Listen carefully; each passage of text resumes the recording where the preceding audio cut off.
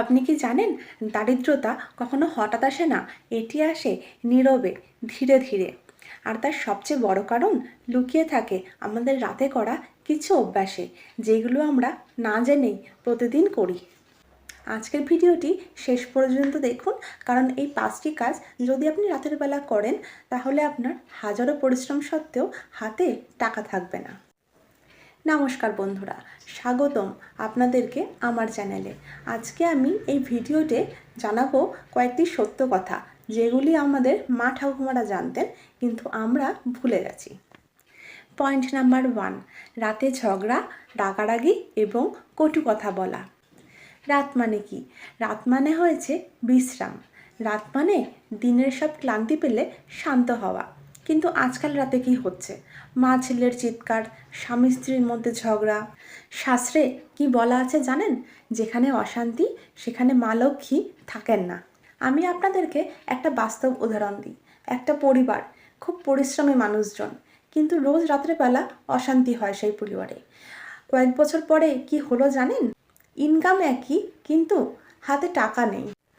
কারণ টাকা শুধু রোজগারের বিষয় নয়, টাকা হয়েছে পরিবেশ এবং মানসিকগত শান্তি। আচ্ছা, আপনাদের বাড়িতে কি রাতে ঝগড়া হয়? তাহলে কমেন্টে জানাবেন। পয়েন্ট নাম্বার 2, রাতে ঘর অগোছালো করে রেখে ঘুমানো।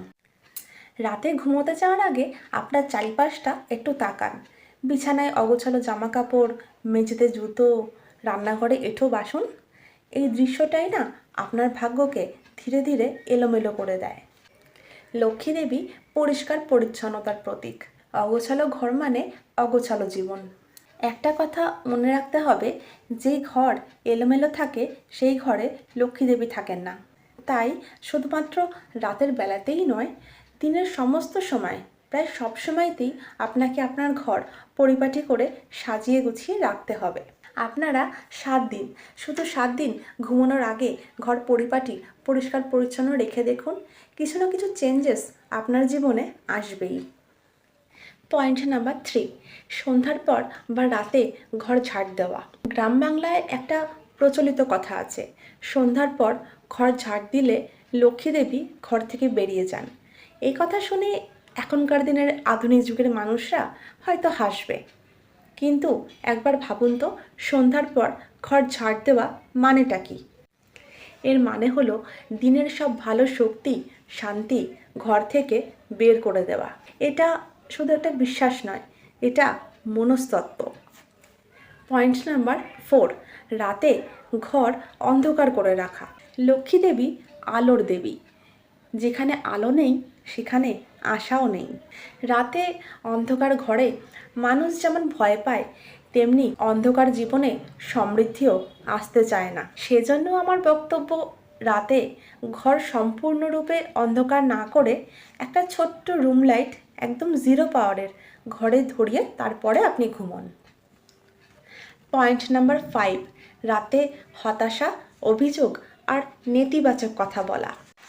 রাতে আপনি যা ভাবেন সেটাই আপনার ভবিষ্যতের বীজ।